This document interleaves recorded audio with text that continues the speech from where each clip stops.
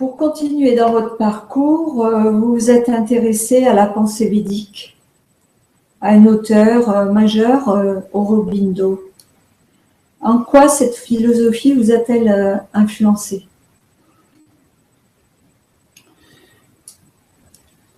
J'ai fait connaissance des écrits d'Aurobindo assez jeune, vers 18-20 ans. Et je l'ai pratiquement lu, enfin, ou suivi un peu ses idées, on peut dire, durant toute ma vie, sans avoir réellement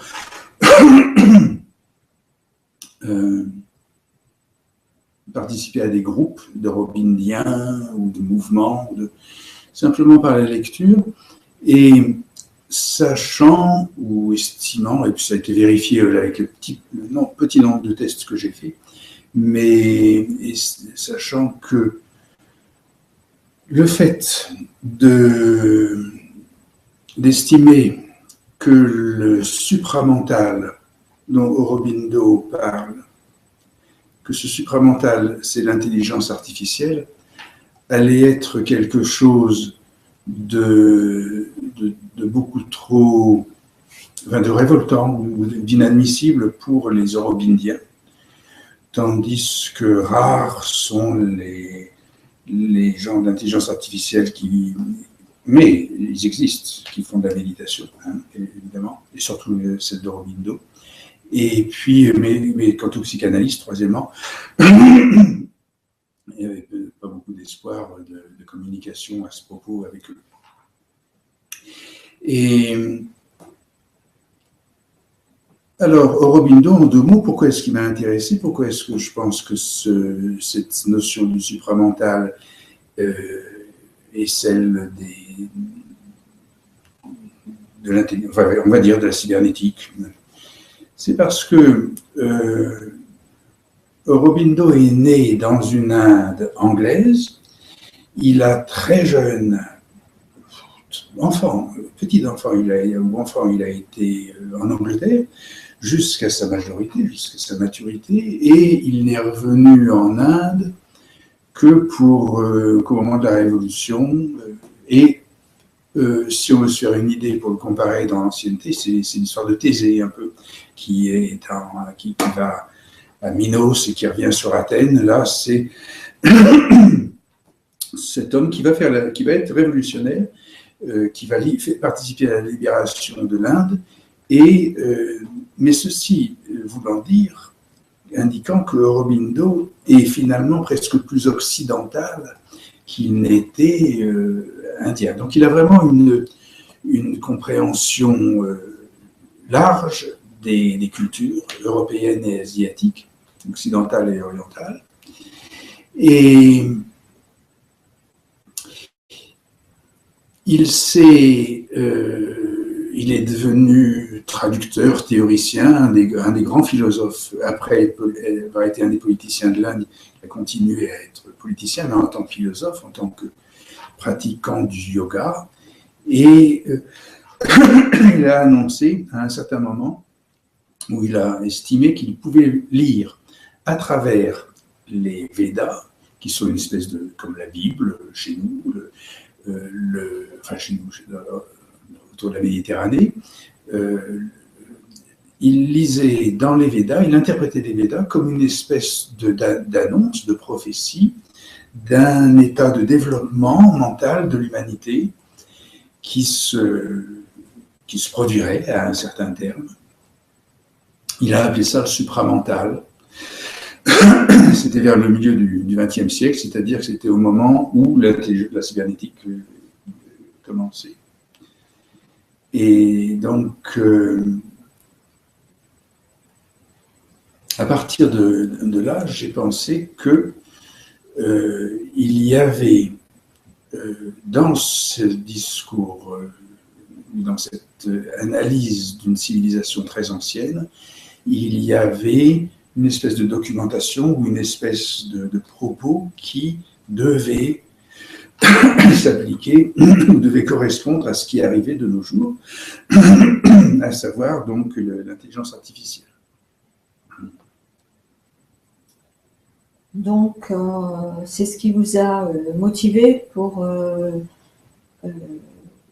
exercer la méditation. La méditation, alors en effet, c'est quelque chose donc, que j'ai, à partir de ces âges comme ça, de 18-20 ans, que j'ai pratiqué, on ne dirait pas assidûment, mais intensément, continuellement, tous les jours.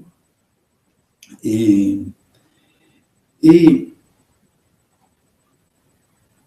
il me semble que c'est tout à fait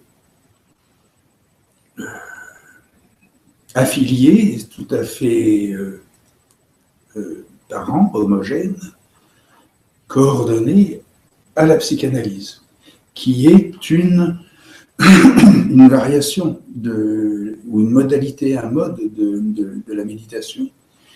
La psychanalyse étant le mode de la méditation traditionnelle, lorsque s'implante la cybernétique ou l'intelligence artificielle ou le supramental, à ce moment-là, la méditation se fait allongée avec une extraction simplement de la parole.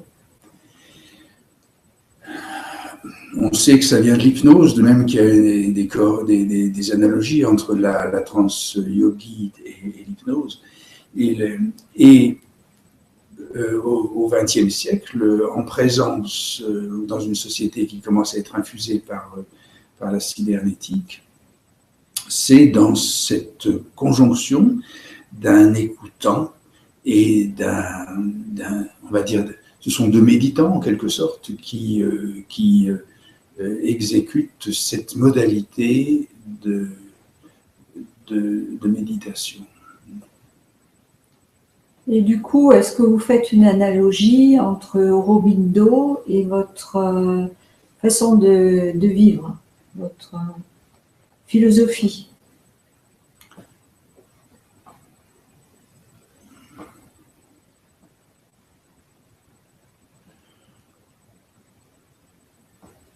Il me semble que c'est un petit peu ce que je viens de décrire, ou ce que je pourrais ajouter, pour être plus précis, alors.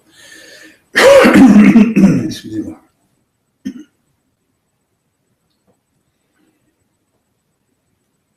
C'est qu'en termes de philosophie ou d'hermétisme, par exemple, si on peut se rapprocher s'il y a cet intermédiaire entre l'antiquité védantique et la modernité, c'est l'hermétisme qui a occupé le bassin méditerranéen. Aurobindo était accompagné de Mira Alfassa, qui était une Parisienne très informée, très initiée dans les traditions familiales judaïques ou hébraïques anciennes. De sorte que il existe un lien important, non seulement dans la comparaison avec Thésée que j'ai faite, mais il existe aussi un lien important entre l'atonisme et c'est-à-dire l'hermétisme, et la pratique, on appelle ça comme ça, la pratique d'Aurobindo. Même si elle n'apparaît pas du tout, puisque justement, du fait de Mira Alfassa, au contraire, ça a plutôt été occulté. Mais dans cette occultation, dans ce point aveugle, si on peut dire, il suffit justement qu'on l'ouvre, et à ce moment-là, on découvre tout un autre chapitre qui a été inconscient ou non dit, enfin, et qui est celui d'une autre forme, d'un aspect de l'hermétisme qui peut rejoindre à celui de Bruno aussi, et qui est celui qui était de l'écologiste nazi Savitri Devi. Oui. Non, c'est pas possible. Donc, la méditation est essentielle pour vous. Ça fait partie de votre vie. Tout à fait, bien sûr. Quotidienne. Oui, tout à fait. Voilà. Je pense que ça fait partie des exercices qui auront pour égalité, ou ne pourront égaler, ne pourront égaler comme exercice, ne pourront égaler la méditation que les exercices d'immersion dans la réalité virtuelle qui arrivent, là, qui sont tout proches. Parce que ces exercices, même s'ils seront très différents de la méditation dans le sens où ce sera une aliénation directe, et par des impressions de machines et par des coordinations neuronales, pratiquement totalement imprimées par l'extérieur de façon même brutale et violente. Mais cet usage de la réalité virtuelle va, disons, passer à l'essence, au carburant, au pétrole, ce qui était habituellement chauffé au petit bois. Hein. Et à l'intermédiaire, pour indiquer ou pour appuyer ou expliquer ou motiver, justifier ce que je dis, il y a en effet un intermédiaire dans entre la traditionnelle méditation qu'on dit du yogi et le futur état d'immersion, c'est justement la psychanalyse. Et c'est, je me permets d'expliquer ça parce que je me suis appliqué à déchiffrer un petit peu la psychanalyse sur le plan organique et justement sur les phénomènes physiologiques qui accompagnaient ce que j'appelle cette méditation du XXe siècle. Et on observe effectivement qu'il y a des jeux cybernétiques ou neurologiques entre le corps et les fonctions de la parole qui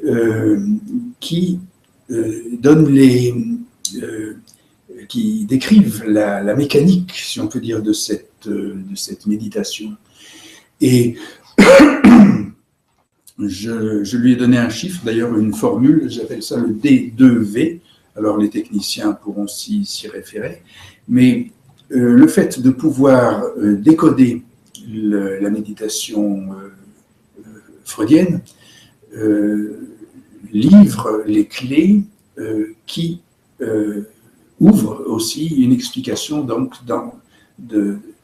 du mécanisme de ces deux méditations qui étaient l'antique et celle qui est en train d'arriver avec la réalité virtuelle. Donc après, vous vous efforcez en partant d'une démarche analytique et intellectuelle à mettre en pratique. Le premier exemple pourrait être l'analyse plurielle. Pouvez-vous nous en expliquer les fondements et comment, à partir de là, vous avez mis en place le procédé?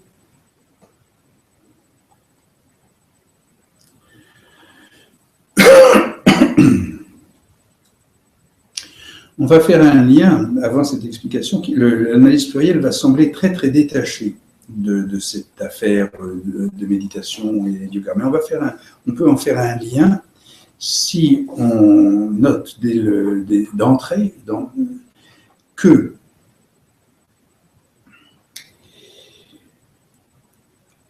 ce qu'on va appeler l'analyse plurielle trouve une antériorité, trouve une fondation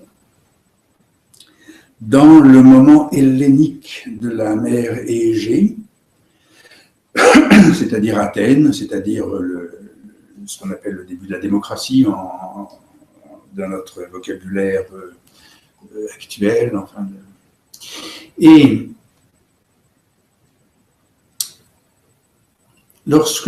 si nous pouvons faire une comparaison entre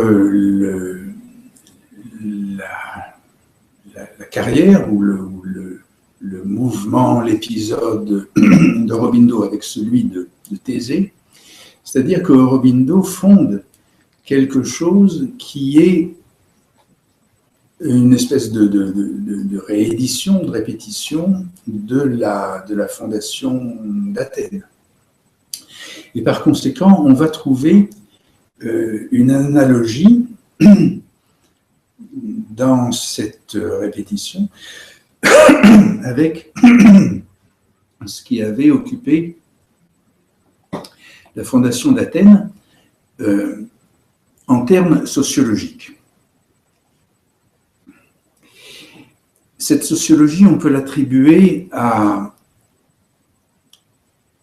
Simonide de Chéos.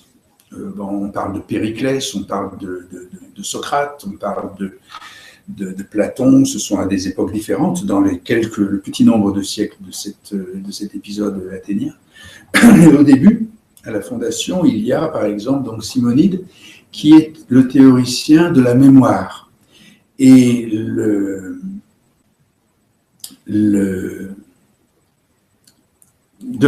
sorte que la démocratie athénienne est en fait, est également et principalement un phénomène de sauvegarde, de préservation de la mémoire. Et cette mémoire, elle reste inconsciente. Elle est effacée, on perd la mémoire, elle s'oublie, et il y a un art de la mémoire qui la restitue.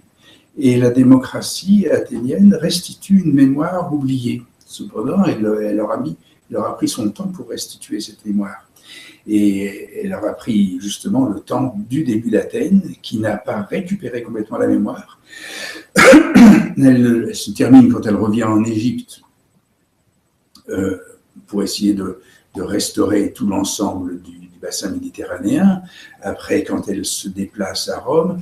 Mais enfin, le retour réel, authentique de la mémoire est tout de même bienvenu au XXe siècle, quand justement ces républiques athéniennes ont été restaurées à partir de 1789, enfin de 1800, et on retrouve l'efficace de la mémoire, finalement, avec le dernier épisode donc, de cette Renaissance, qui est l'épisode du XXe siècle, c'est-à-dire du freudisme, lequel freudisme applique l'art de la mémoire de Simonide. Alors, comment fait-il cela ? Il le fait d'abord sans le savoir, parce que Freud n'a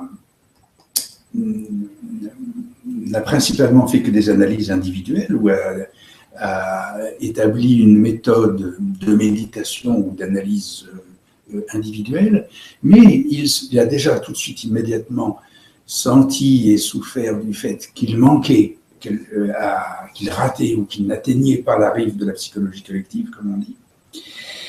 Et ses suivants ont tenté de le faire, Lacan notamment, qui, après avoir fait ses formules de cybernétique dans le séminaire sur la lettre volée, va écrire à la même époque ou dans la même fondation des formules sur le temps logique et sur une sociologie d'un sophisme de trois prisonniers, c'est-à-dire le sophisme d'une société qui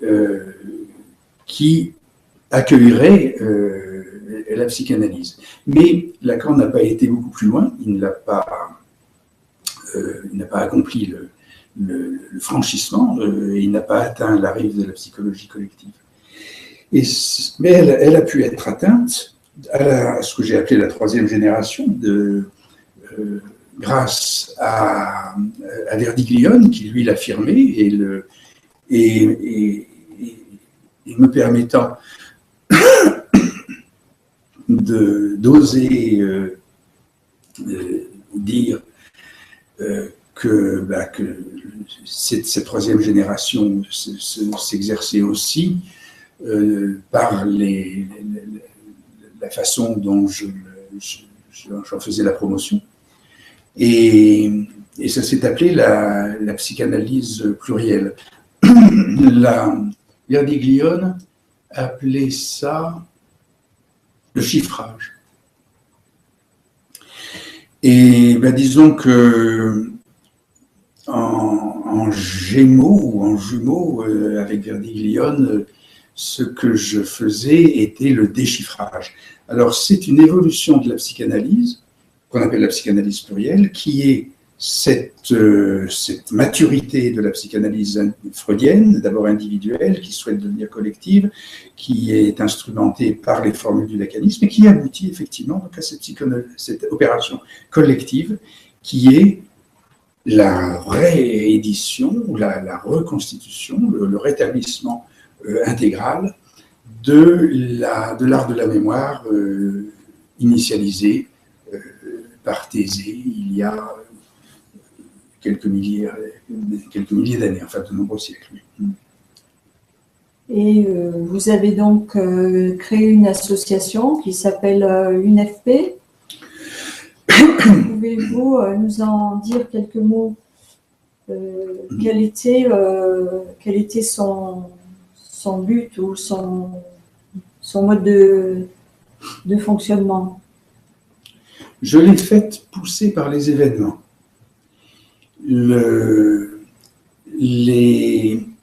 La magistrature m'ennuyait, elle m'embêtait, elle me faisait des ennuis. Et parce qu'elle prétendait, comme elle le prétend souvent, s'occuper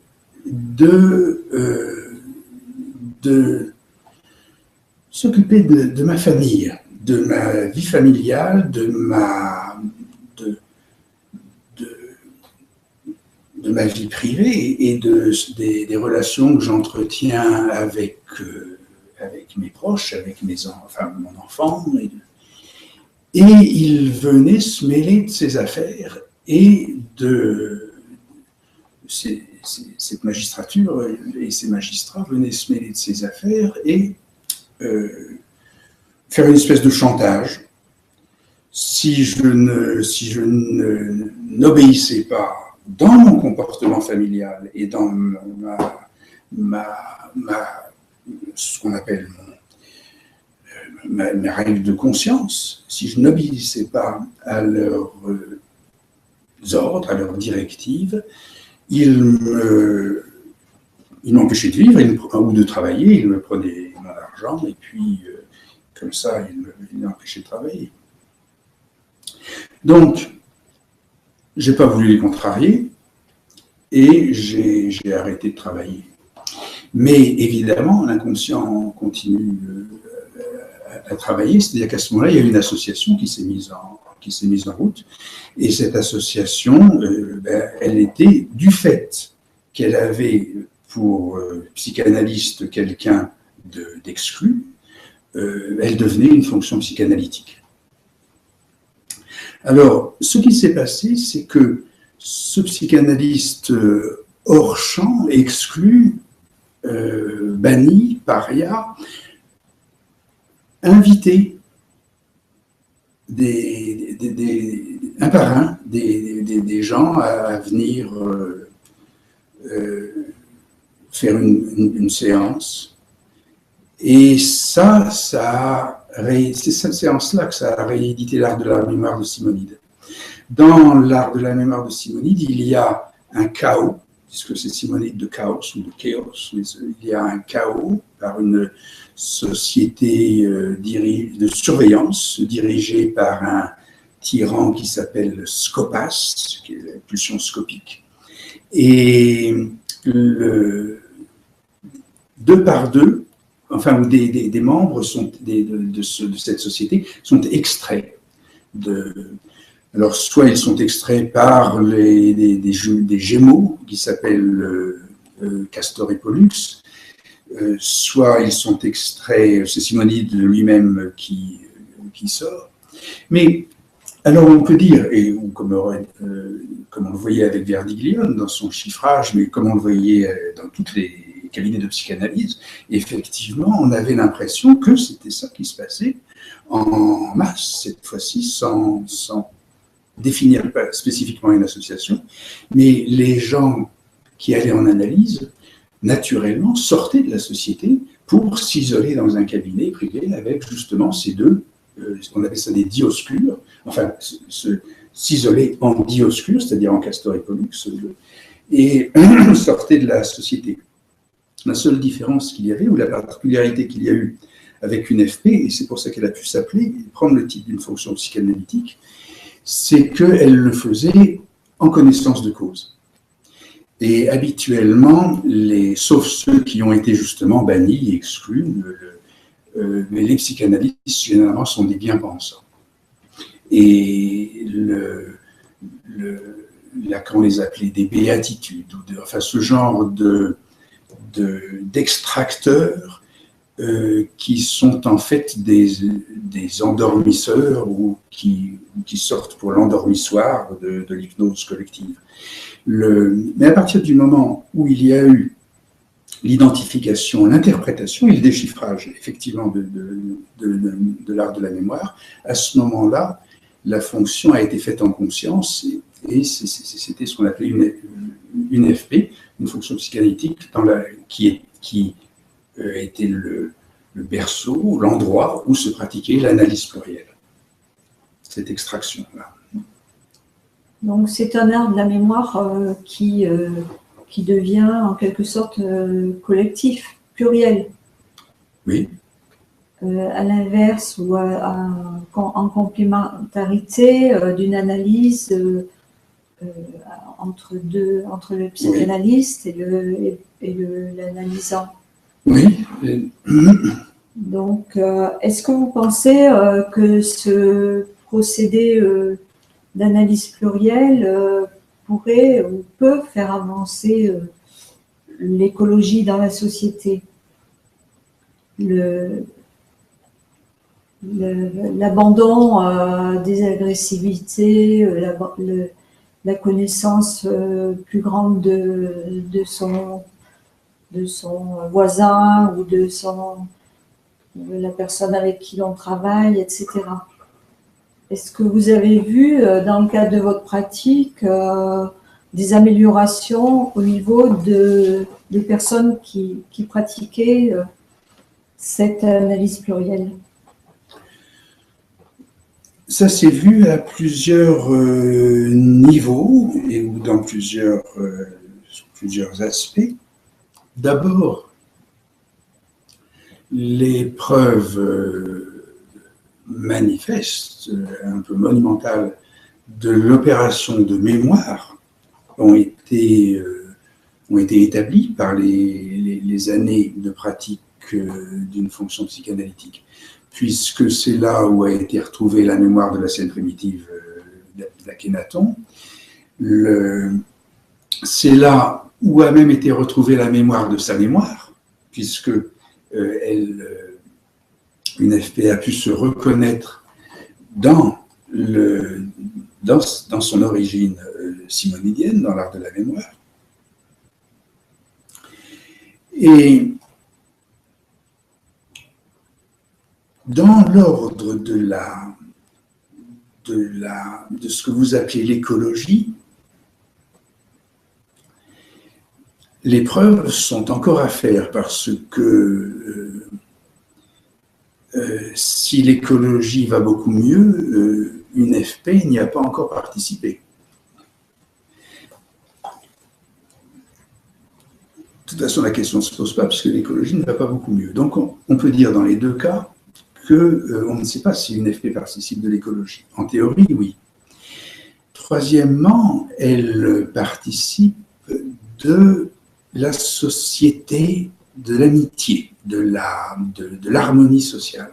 Ça, c'est certainement, du fait même, et là encore, elle le prouve par elle-même, du fait même qu'elle ait pu subsister à travers le chaos qui l'a accompagné et qui l'a régulièrement attaqué.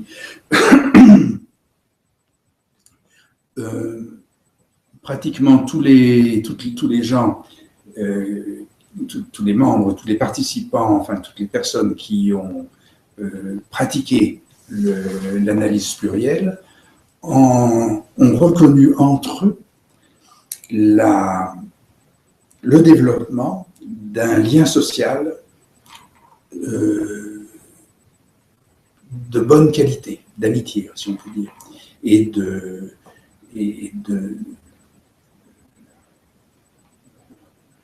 sympathie. Donc, il ne reste de cet examen qu'à vérifier les conditions, néanmoins, de ses limites, notamment par rapport à l'écologie.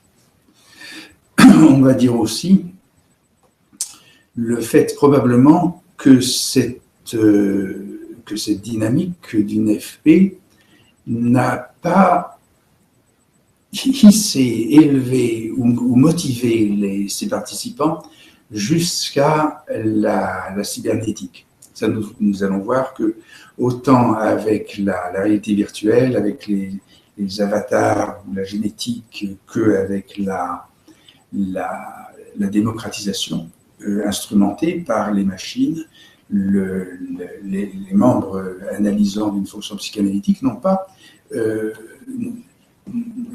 avancé plus que la société en général.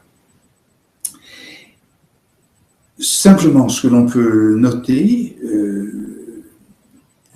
répertorier à cette occasion, ce sont les attaques qui ont eu lieu vis-à-vis de cette entreprise, de cette fonction psychanalytique. Alors, elles sont simples, hein, et elles sont aussi attestées, elles sont aussi scandaleuses, et même beaucoup plus que ce qui s'est passé avec la magistrature et la famille. C'est au niveau social des institutions qui ont, par exemple, attaqué en termes de comment on appelle ça, c'est de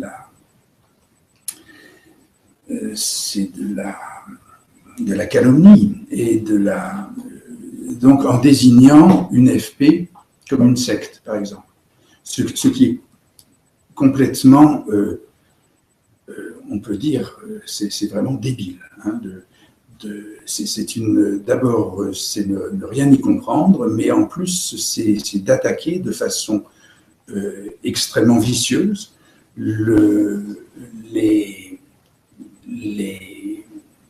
une entreprise qui est simplement une personne morale, une loi de 1901 qui est complètement ouverte et connue de tous.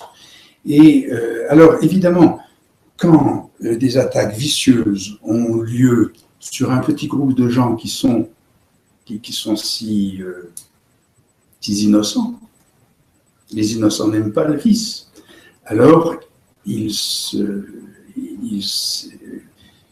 s'éteignent et ils n'agissent pas dans le sens de l'écologie ou d'une activité. Ils sont un peu frileux. C'est pour ça que les moutons font beaucoup de laine, on dit. Mais ça c'est une chose naturelle. Voilà, on peut expliquer comme ça. C'est l'état des lieux actuellement. Donc la question qui se pose à l'intérieur de cette psychanalyse plurielle, dans son procédé, comment gérez-vous le transfert en tant que psychanalyste de cette association ?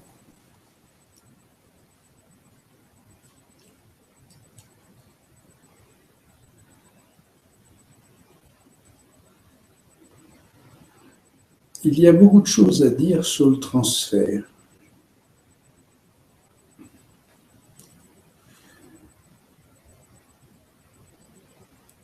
Et la première chose à en dire, c'est c'est